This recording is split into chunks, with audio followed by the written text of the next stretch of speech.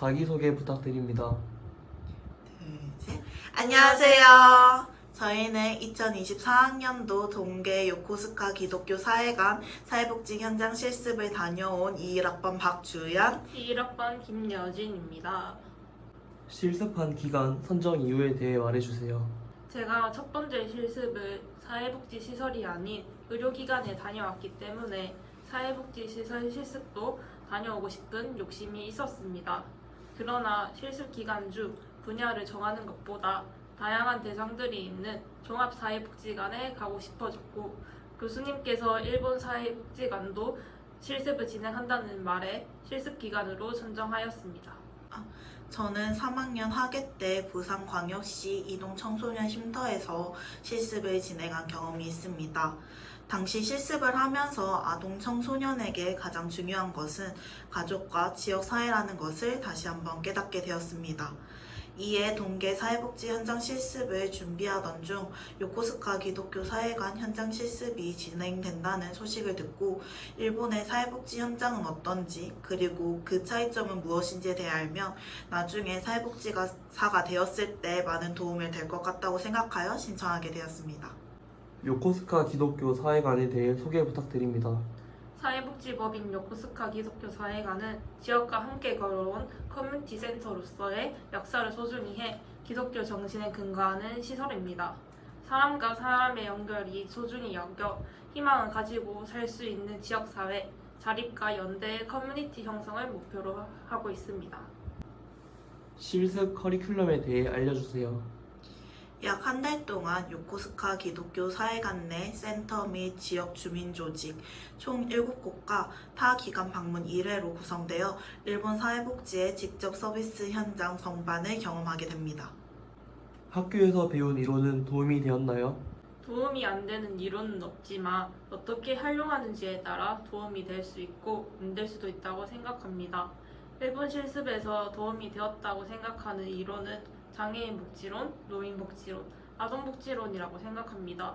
대상에 따라 적용하는 것들이 다르기에 이에 대한 차이를 공부하는 것도 도움이 된다고 생각합니다. 또한 사회보장 때 배운 노인 장기 요양보험 제도가 일본의 개호보험과 유사해 이해하기 편했습니다. 실습하면서 가장 힘들었던 점은 무엇인가요? 일본어 실력이 완벽히 갖추어지지 않은 상태로 갔기 때문에 소통하는 데 어려움을 느꼈습니다. 저희부터 일본 실습이 다시 생겼기 때문에 급하게 준비하느라 일본어 공부를 제대로 하지 못해 아쉬움이 남았습니다. 이제는 일본 실습이 매년 있을 것이라 생각해 일본 실습에 관심 있는 학우분들은 꼭 일본어 공부를 하셔서 이용자들과 다양한 이야기를 나눴으면 좋겠습니다. 실습 일지 팁이 있나요? 사실 일본의 실습 일지의 경우 한국과 달리 수기 방식으로 진행되기 때문에 A4 반장 정도만 작성하면 돼서 큰 어려움은 없었습니다. 하지만 일본어를 잘 모르기 때문에 나중에는 내가 쓴 글인데도 불구하고 못 알아보는 경우가 종종 있었던 것 같습니다. 그래서 항상 메모장에 그날 쓰는 실습 일지의 내용을 먼저 한글로 적어둔 뒤 번역기를 돌려 일본어로 옮겨 적었던 기억이 있습니다. 시간은 좀 걸릴지 모르지만 내용이 엄청 짧기 때문에 1시간 내로 다 썼던 기억이 있습니다. 실습을 하며 가장 기억에 남은 활동은 무엇인가요? 저는 지역 주민 봉사단체인 타스케아이 모임에서 실습을 한 것이 기억에 남습니다. 타스케아이 모임은 실습 기간 지역의 독거노인을 위한 해결 방안으로 도시락 제공이 나와 사회관 조리실을 빌려 음식을 만들고 함께 식사를 통해 교류의 장을 열었습니다. 그러나 코로나로 인해 다 함께 식사하는 것이 불가능해 도시락 배달을 실시하게 되었습니다. 이러한 활동을 하는 이유는 소외된 마을 사람들과 함께 사는 것에 중점을 두고 있다는 사회관의 기본 자세와 같아 기억에 남습니다. 또한 직접 도시락을 배달하는 과정에서 실습 기간의 지역 특징에 대해 알 수 있었으며 독거 노인의 삶을 직접적으로 볼 수 있었던 기회였습니다. 이 실습을 통해 현재 HF 한국주택금융공사와 함께하는 서포터즈에 활동하며 지역 내 취약계층 지원 및 낙후 지원 활성화를 위해 노력하고 있습니다. 저는 일본 실습이 진행되는 동안 재미있었고 기억에 남는 활동들이 수없이 많은데 그 중에서 하나 말씀드리자면 활동센터에서의 하루가 가장 기억에 남습니다. 활동센터는 성인 발달장애인 대상 장애인 보호 작업장이라고 생각하면 되는데 그곳에 이용자분들과 점심시간이나 아침 조회 시간을 이용해 이야기도 하고 함께 게임도 하는 등 다양한 추억을 쌓는 시간이 되었습니다. 특히 활동센터에서의 실습이 끝난 이후에도 바쿠상이라고 불러주며 인사를 하기도 하고 친근감을 표현하는 분들을 보며 더 열심히 일본 실습에 임해야겠다는 생각을 하기도 했습니다. 실습 전후 달라진 점이 있나요?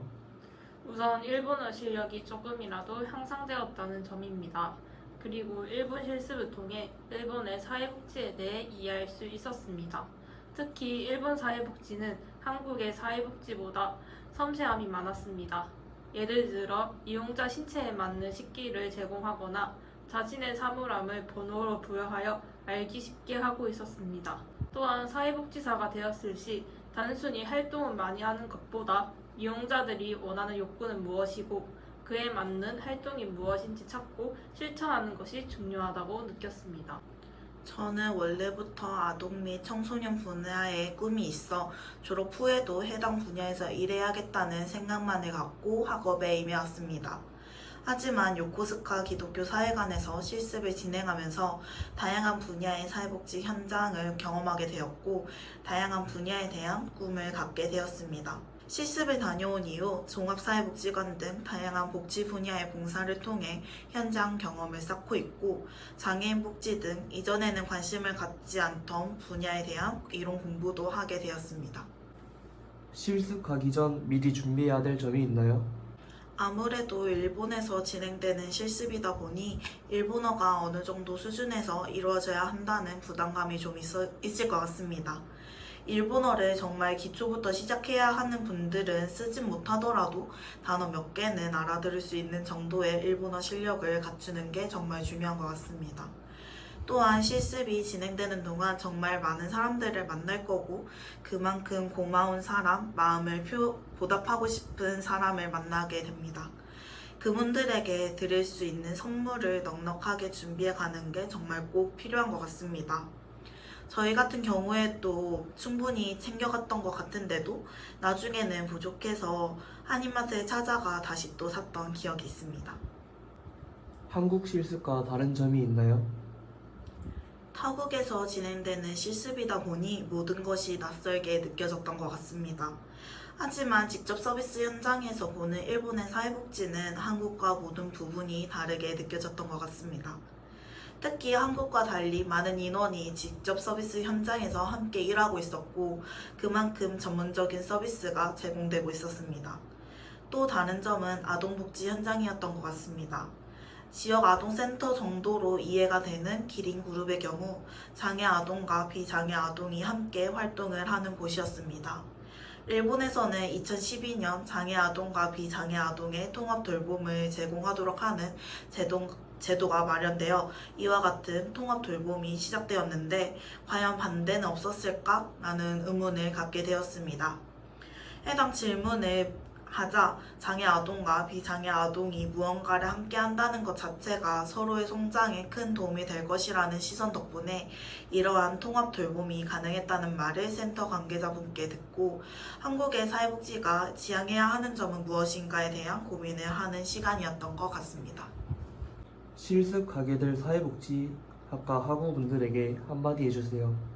첫 실습을 가는 학우분들은 많이 긴장도 되고 두렵기도 하고 내가 정말 잘할 수 있을까라는 생각을 많이 하실 거라 생각합니다.